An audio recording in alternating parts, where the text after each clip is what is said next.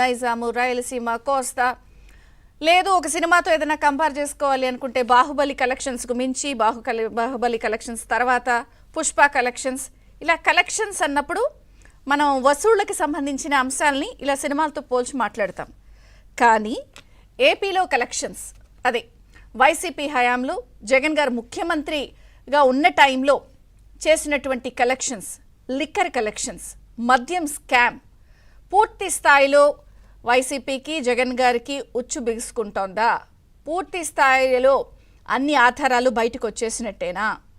ఎందుకంటే కేంద్రం చేతికి, కేంద్ర హోంమంత్రి అమిత్ షా చేతికి కీలక ఆధారాలు, ట్రాన్సాక్షన్స్ ఎలా జరిగాయి, ఎలా చేశారు, ఎంత మొత్తాల లెక్కలు చూపించారు, ఎంత దేశం దాటి వెళ్ళిపోయింది, ఇందులో మనీ లాండరింగ్ వ్యవహారం ఉంది, ఎవరెవరు బినామీల ద్వారా ఎట్లా వేరే విదేశాలకు తరలిపోయింది, దీనికి సంబంధించిన కీలక ఆధారాలన్నీ కూడా కేంద్ర హోంమంత్రి అమిత్ షా చేతికి చేరిపోయాయా అంటే అవును, చేరిపోయాయని చెప్పచ్చు. స్వయాన ఎంపీ లావు శ్రీకృష్ణదేవరాయలు దీనికి సంబంధించినటువంటి కీలక పత్రాలన్నింటినీ కూడా అందజేశారని అంటున్నారు. అసలు తొలుత ఆయన బడ్జెట్లో బిల్లుకి సంబంధించి ఏదైతే చర్చ జరుగుతోందో పార్లమెంట్లో, ఆ సమయంలో ఏపీలో చాలా పెద్ద లిక్కర్ కుంభకోణం జగన్ హయాంలో జరిగిందని, దాదాపుగా 90,000 కోట్ల రూపాయల వ్యాపారంలో 18,000 కోట్ల రూపాయలు దుర్వినియోగం అయ్యిందని, 4,000 కోట్ల రూపాయలు బినామీ పేర్లతో దుబాయ్, ఆఫ్రికా తరలిపోయిందని, హైదరాబాద్కి సంబంధించిన ఒక ఇన్ఫ్రాస్ట్రక్చర్ కంపెనీకి సంబంధించిన వ్యక్తి సునీల్ రెడ్డి అనే వ్యక్తి దాదాపు అందులో ఒక 2,000 కోట్ల రూపాయలు మనీ లాండరింగ్ ద్వారా దుబాయ్ తీసుకెళ్లిపోయారని, సో ఇలా కీలక పత్రాలన్నింటినీ కూడా అమిత్ షా గారికి అందించారు.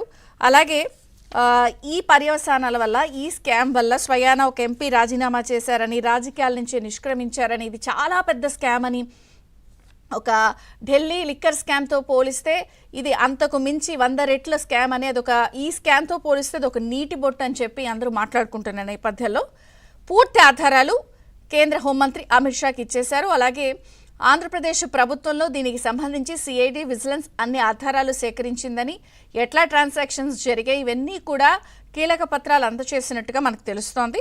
అలాగే రాష్ట్రంలోని 22 డిస్టిలరీలన్నింటినీ కూడా అప్పుడు వైసీపీ హయాంలో ఎలా చేజిక్కించుకున్నారు, ఒక 26 కొత్త కంపెనీలకి ఈ ప్రొడక్షన్ని ఎలా కట్టబెట్టారు, దుకాణాల్లో 99,000 కోట్ల రూపాయల అమ్మకాలు జరిగితే 99,000 కోట్ల రూపాయల అమ్మకాలు జరిగితే 690 కోట్ల రూపాయలకి సంబంధించిన లావాదేవీలు లెక్కలే చూపించారు. ఖజానాకి నష్టమే కాకుండా ప్రజల ఆరోగ్యాలతో ఆటలాడుకున్నారు.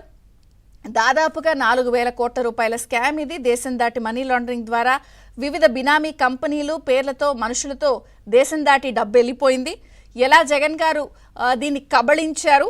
ఇదే కాకుండా 60% ఉత్పత్తి ఈ కొత్త కంపెనీలకే, ఈ కొత్త డిస్టిలరీలకే ఎలా ఇచ్చేశారు, 38 కొత్త బ్రాండ్లని ప్రవేశపెట్టిన విషయం కానీ, అలాగే 20,356 కోట్ల రూపాయల సంబంధించిన ట్రాన్సాక్షన్స్ని, అంటే లావాదేవీల్ని, డబ్బుల్ని, వచ్చిన వాటిలన్నింటినీ కూడా గోప్యంగా ఉంచిన విషయంతో పాటు ఈ విషయాలన్నీ కీలక పత్రాలు, ఎవరెవరు అదాన్ కానీ ఇలా చాలా డిస్టిలరీస్ అన్నీ ఉన్నాయి.